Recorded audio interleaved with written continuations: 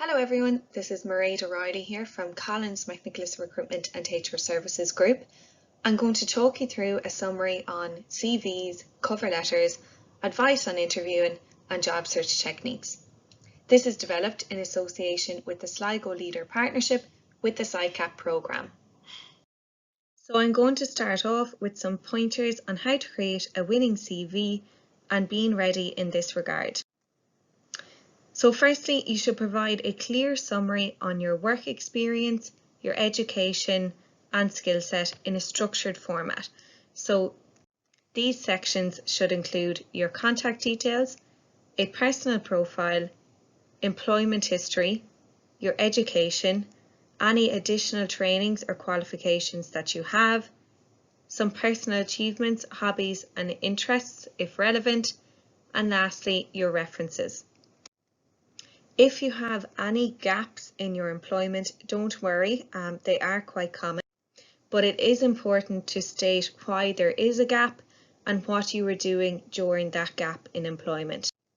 For example, if it's in relation to motherhood, fatherhood, child rearing, maybe caring for a family member, maybe you were travelling, or whatever the case may be, it's really important to state it and the dates associated with that gap.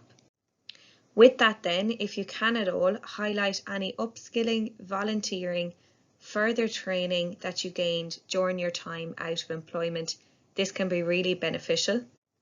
And just lastly, some very brief guidelines in relation to the CV. So keep it to a maximum of 2 pages where possible. Make sure that it is typed. Use bullet points to make sure that it's nicely formatted, that there are no spelling and grammar mistakes. And lastly, make sure that it is fully up to date. When applying for jobs, it's really important to tailor your CV. You can do this firstly by analysing the job description and taking note of certain requirements. These include what education, qualifications and certificates are needed for the role, what experience is needed, what specific competencies are mentioned, and lastly, is there any specific experience maybe with systems or certain requirements that are needed to perform well in the role? Once you've taken note of these specific requirements, it's important to draw attention to details and examples that match up with the requirements of the role. When applying for roles, you might be required to accompany your CV with a cover letter. If that's the case, you should treat your cover letter as an introduction to the potential employer. Tailor your cover letter to the specific company and the job as you would your CV. Keep it concise. Address your letter to a specific person, be that HR, the hiring manager, or the specific contact that was detailed on the job description. And if possible, follow up with a phone call. This could really give HR the push on to review your application. Always beware of poor spelling, punctuation and grammar. Be mindful not to copy and paste your cover letter from a previous application. Make sure that all details are relevant and totally tailored to the role and the company. Don't have it too long and don't include any irrelevant information. When you're invited to interview, it's important to establish what format the interview will take. So, for example, if it's a telephone interview, generally these will be pre-screening interviews whereby the employer will establish if there's a good cultural fit between you, the role, and the organisation. If the interview is online, you can expect to be interacting with applications such as Zoom, Skype, and Microsoft Teams. Should it be a panel interview, you can expect between 2 to 3 interviewers to conduct the interview. Here it's important to engage with all interviewers regardless of whether they are asking you questions or not. Interview presentations are becoming more popular these days, so if you're asked to complete a presentation as part of the interview, generally you'll be given a specific topic in advance to prepare, or potentially prepare a blind presentation where you're given no preparation materials. As many interviews are moving online in the past months and surely over the next couple of months, there's a couple of current considerations to be mindful of. Always make sure that you have the correct technology. So make sure that you have a functioning laptop or tablet with a fully functioning camera.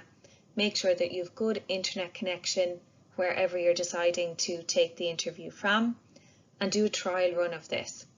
Make sure that you find a quiet space with minimal interruptions. Get an idea of the length of the interview. So this really is just to inform those in your household how long they can expect you to be taking the interview for, and just for those to be as quiet as possible during this time. Your appearance, as with a face-to-face interview, should be professional. And as with a face-to-face interview, join the online call 10 minutes in advance. This is just to make sure that everything is functioning correctly and that there's no last-minute panic from your side. And make sure your phone is turned off. Okay, so now I'll touch briefly on the different interview questions to be aware of and the best style of answering. You should always anticipate the questions in advance. This will give you a good foundation for great interview preparation. For every interview, you should prepare questions on you, the company, the role, and your experience. When asked about you, you could be asked by the interviewers, "Tell me about yourself." With regards to interview questions on the company, you may be asked, "Why do you want to work for the company?" In terms of the role, a potential question could be, "Why do you want the role?" And in terms of your experience, you could be asked, "Talk me through your experience for this position." Competency-based interviewing is a common format used today, so you should expect that you will be interviewed in this format and prepare in this regard. These types of questions usually start with, "Tell me about a time when," or "Describe a situation when." You will then be required to describe a specific time in your experience when you use the competency in question. So say for example, teamwork is a large requirement for the role. You should develop specific examples of when you've demonstrated excellent teamwork skills from your work history. If you don't have any work experience, it could be from projects, college, school, whatever the case may be. When answering competency-based interview questions, you should always respond using the STAR technique. This includes describing firstly the situation at hand, the task at hand, the action, and lastly the result or the outcome. So in terms of preparing for the interview, just a reminder that the purpose of an interview is to evaluate you and your capabilities, to assess your ability to contribute to the role, and to see how well you might fit into the organisation. So in preparation for the interview, there are certain tasks to complete. Firstly, as mentioned, you should analyse the job description. Take note of the competencies, specific requirements, and personal attributes required for the role. This will give you a really good indication of the interview questions that will be asked. And you should prepare specific examples to highlight your experience within each of those areas. You should always research the company. You can do this by checking out their website or any of their social media platforms. Understand and know their products, what services they offer. And just in general, try to gather as much information as you possibly can about the company. And make sure that you know your CV inside out.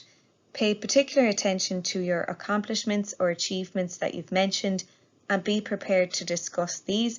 The interviewers most likely will pick up on these specific projects or achievements that you've mentioned.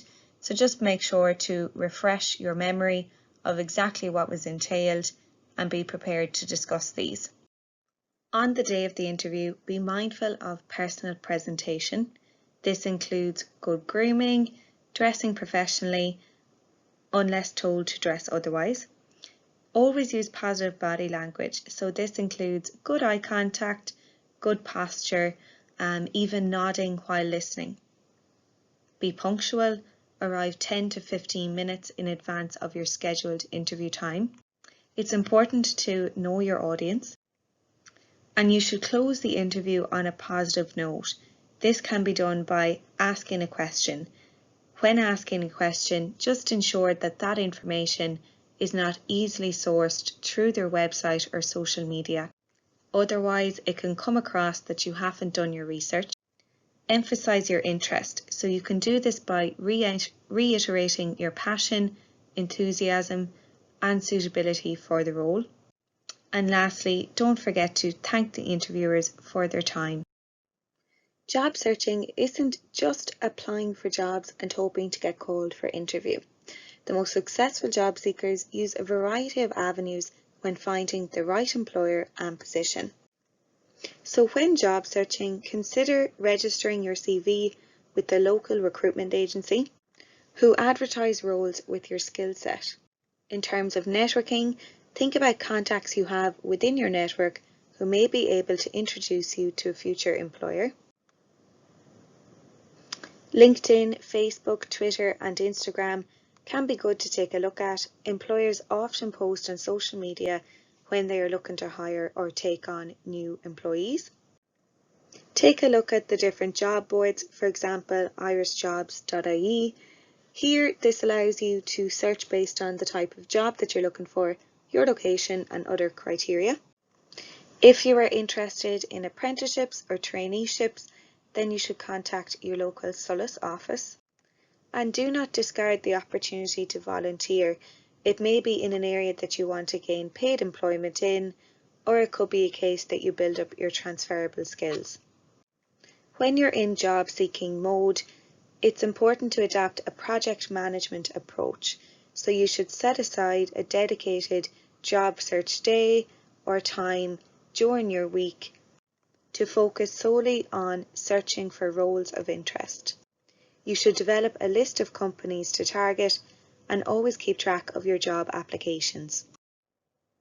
Very briefly, just to touch on LinkedIn, it is a professional social media platform solely dedicated to job search but also career networking.